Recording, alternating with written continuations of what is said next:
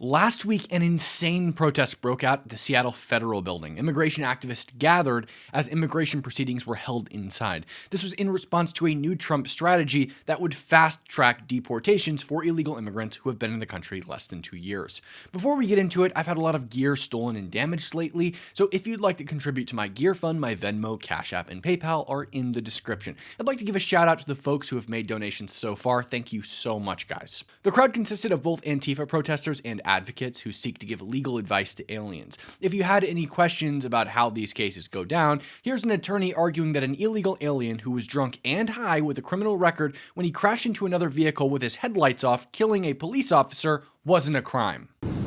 In the dark, early morning hours of May 2nd, 2024, a series of unfortunate circumstances collided in one of the darkest stretches of I-5. And that coming together of these unfortunate circumstances led to a tragic accident. We had a blacked out SUV parked on the side of the road, giving no warning to any other driver on the road that night of its presence. We had a black SUV traveling above the posted speed limit, and we had a white van being driven by a sleep-deprived and inexperienced driver who forgot to turn on his headlights.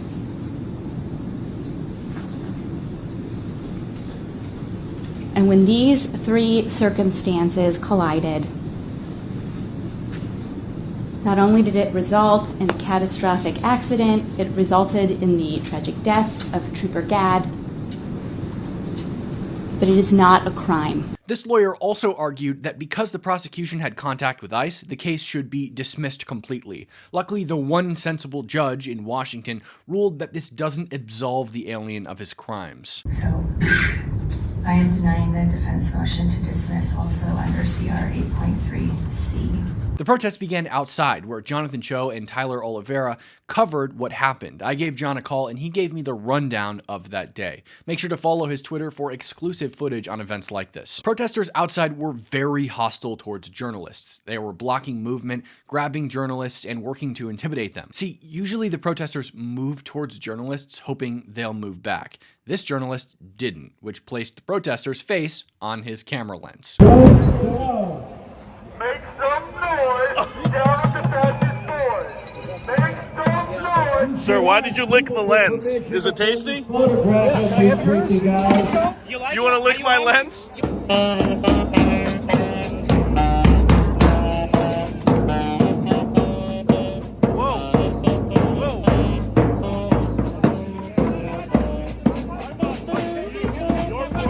Wow!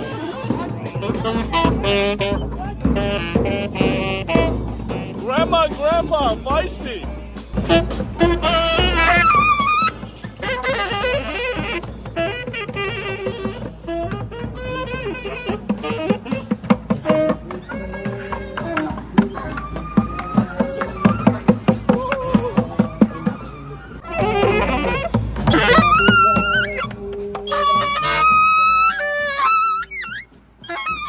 And this apparently happened multiple times. Ironically, these folks called journalists who disagree with them fascists, but suppressing the media is the hallmark of fascism. Very few of them are capable of defining what fascism actually is. The protesters would eventually take over the halls of the federal building. Some supporters, activists, volunteers, I guess is the Just making contact with me now. Just trying to figure out what's going on here.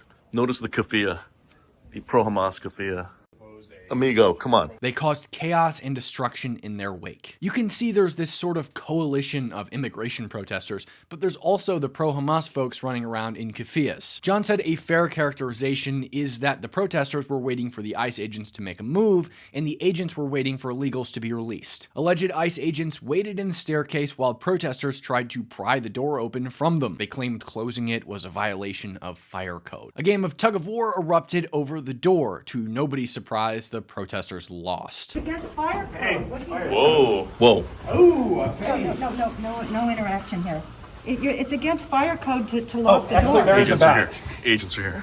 Yo, so we have an ICE agent right here. This guy body shift. This is trying to body shift his way in there. I think he'll lose this fight, but it's honorable. Why are they doing this against federal agents? This is a federal crime.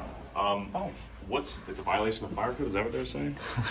I'm worried about the ability for people to come and go in case of elevator failure. All right, and now we've seen firsthand the far left activists. There's ICE back there, though. Yeah, ICE agents are in the stairwells right now, waiting for these migrants to be potentially released. The activists got word, and now they're trying to disrupt I this. see. Looks like ICE, or what we think is ICE, is going downstairs. I guess there's one guy holding it open right now. On the inside, John told me that Tyler Oliveira's photographer's camera lens was broken by a tattooed protester. The vibes are hostile right now.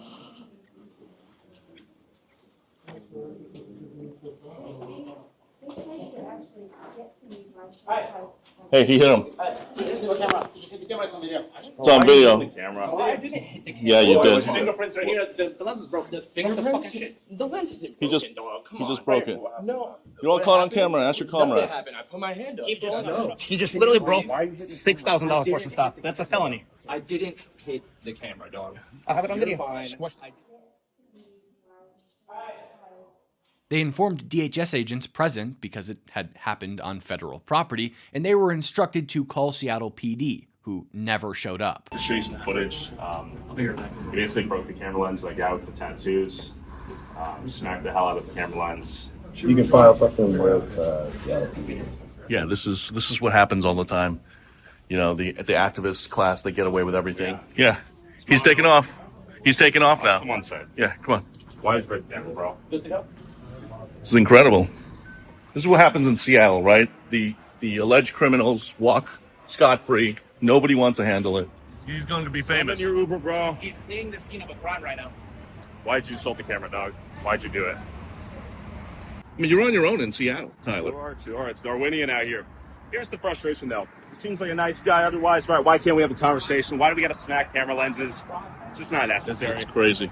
The Seattle PD is down 700 police officers, and they have very little resources, especially to respond to things like assault, robbery, and property damage. And because of this, outside of murder, laws don't exist in Seattle. Laws are only as valid as their enforcement mechanism. In Seattle, most laws aren't enforced. And it's not the fault of the police department. They want to enforce the laws. Prosecutors won't take the cases, and politicians dominate the police, making it impossible for them to do their jobs. The Seattle Police Guild just released a massive statement condemning the local leadership of the city, talking about how they've allowed Antifa to dominate them with violence for far too long. For those of you who saw my last video about the mass arrest protest in Cal Anderson Park, the site of the former Chaz Chop encampment zone, the peaceful Christian group that was attacked by Antifa and blamed by Seattle's mayor will be protesting on the steps of City Hall tomorrow. I have a really bad feeling that the city's going to have all of them arrested. Their previous event in Cal Anderson Park was permitted, but the mayor of Seattle expressed that he was unhappy with the fact that they were able to obtain a permit in the first place and indicated they wouldn't be able to get one in the future. And keep in mind, these leftists never have permits, but they're still allowed to protest. I'll be there, so make sure to tune in for that and hit the bell for notifications. Make sure to like, subscribe, comment what you thought of this down below, join the Discord linked in the description if you enjoy debating with other people who disagree with you, and I will see you guys in the next one.